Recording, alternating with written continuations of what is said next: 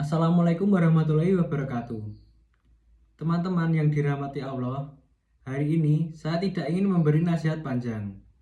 Saya hanya ingin kita semua berhenti sejenak. Apa kabar hati kita hari ini? Masih kuatkah kita berjalan di dunia yang semakin bising dan melelahkan? Sekarang ini, hidup seperti lomba lari tanpa garis finish.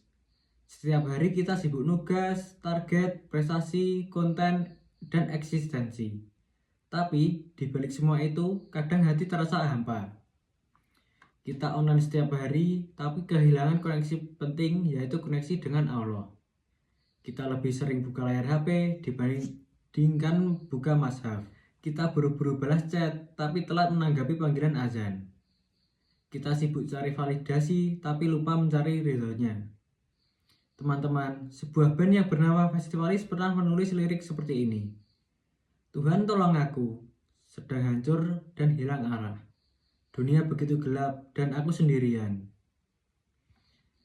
Dan jujur, lirik itu sangat relate karena banyak dari kita sedang merasa seperti itu. Terlihat baik-baik saja padahal lelah. Terlihat semangat padahal kosong. Tapi saya ingin sampaikan sesuatu yang sangat penting.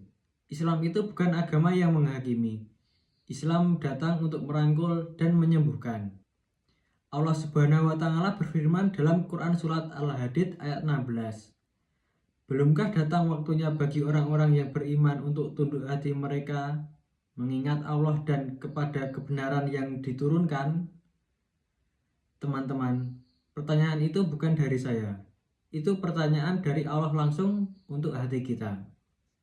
Di zaman ini, jadi pemuda itu tidaklah mudah. Tekanan sosial tinggi, standar dunia semakin gila. Kalau kita tidak kuat, kita bisa hanyut. Tapi justru disinilah peran kita. Sebagai pemuda Muhammadiyah, kita diajarkan untuk menjadi pemuda berkemajuan. Pemuda berkemajuan itu seperti contoh melek teknologi tetapi tetap sholat, aktif berkarya tetapi tetap jaga akhlak, kritis berpikir tetapi tetap tunduk kepada kebenaran.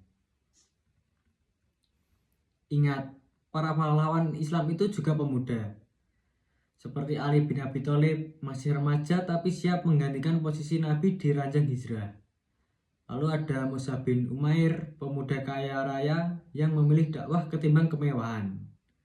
Mereka bukan orang tua, mereka bukan orang kaya, mereka hanya anak muda yang berani benar.